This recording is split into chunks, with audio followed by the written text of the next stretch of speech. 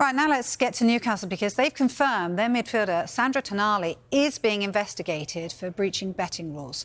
Tonali faces a lengthy ban for betting on AC Milan matches while he was a player at that club.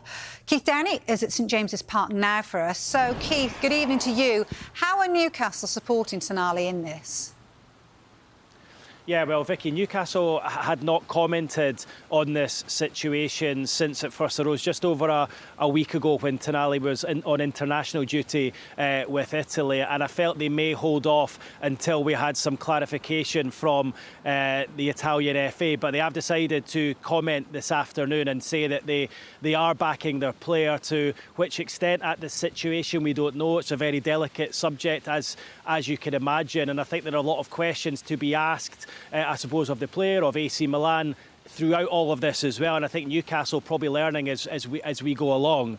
Remember, Sandro Tonali's agent yesterday said that his player has a betting addiction, a gambling addiction, he called it, and then after yesterday's hearing, it emerged this morning that Tonali admitted himself to betting on matches when he played for AC Milan. So he was playing for AC Milan and betting on AC Milan to win at that same time. Now, you'll be aware of a similar situation involving Ivan Toney here in recent times over in the UK. With that over in Italy comes a severe punishment. But what he has done is he's admitted his guilt, and I think that will help him. But we'll get onto that in a little bit. What Newcastle have said, as I had touched on there, is that they are supporting their player. In their statement this afternoon, Vicky, they say that they can confirm that Sandro Tonali is subject to an investigation by the Italian Prosecutor's Office and the Italian Football Federation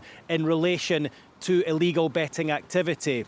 Sandro, they say, is fully engaging with the investigation and will continue to cooperate with all the relevant authorities. He and his family will continue to receive the club's full support.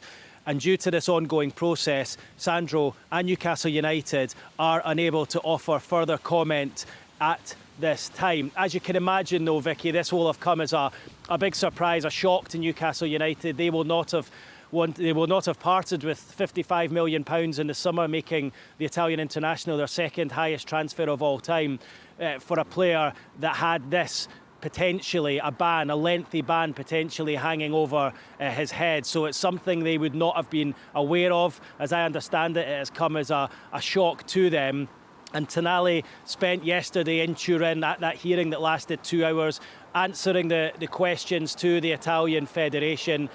He is due back here on Tyneside in the next 24 hours because Newcastle are back in training tomorrow following the international break ahead of their return to action in the Premier League, a home match against Crystal Palace here on Saturday. And as it stands right now, Sandro Tonali is able to play in that game. Whether he will play or not remains to be seen, because this is a very delicate situation, and I think there's probably quite a lot hanging over his head right now. Yeah, absolutely right indeed. Look, Keith, we're referring to it, and you yourself are referring to it, as a lengthy ban. How lengthy do you feel that could be? Yeah, I mean, it's difficult to say at the moment. It would be taking that into speculation if we said. Our colleagues over in Sky Italy this morning were suggesting it could be around about 12 months, a full ban from worldwide football for 12 months.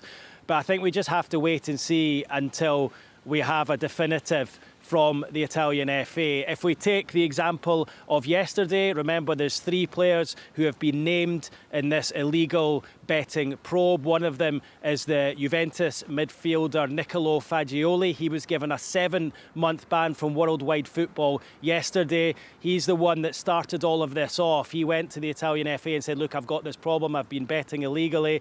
But because he has helped him with an investigation, because he has fronted up, he's been given a reduced ban, 7 months. He could have been banned for 3 years, but he's been given a 7-month ban. Now, while Tonali hasn't fronted up initially, he has gone, as we understand it, to them yesterday and has cooperated with them and has been very honest and admitted betting on matches that he has played in as a midfielder for AC Milan over the last year or two, whatever that may be.